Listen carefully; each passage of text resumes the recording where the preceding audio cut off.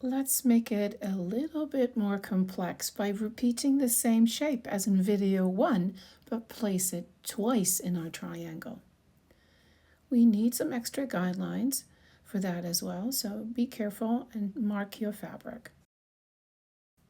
Start with your soft heart and curve around it with your elongated molar feather.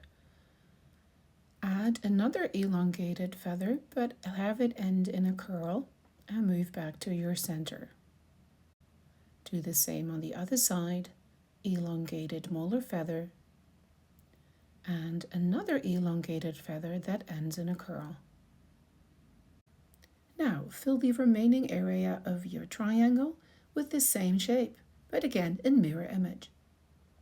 Soft heart. Curve around your soft heart with the molar feather.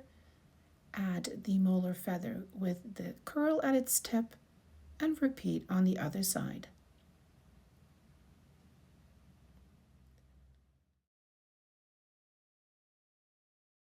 Let's see that being stitched out.